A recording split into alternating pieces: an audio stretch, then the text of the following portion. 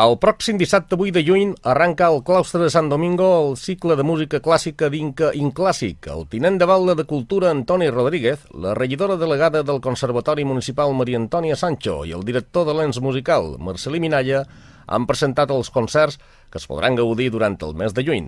Un festival de música clàssica que posàrem en marxa fa 4 anys i que enguany fem una aposta clara i rotunda per la joventut, per els compositors joves.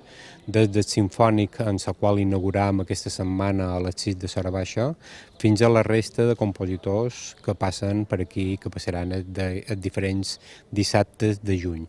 El cicle de concerts donarà el sus en Simfònic, a càrrec dels alumnes de l'Escola Municipal de Música Antoni Torrendell.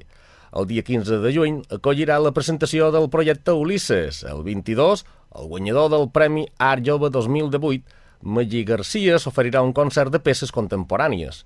El 29 de juny serà el torn de l'Orquestra de Cambra de Mallorca amb la direcció de Bernat Quecles. Finalment, el claustre de Sant Domingo i el Casal de Cultura acolliran la semifinal d'Art Jove.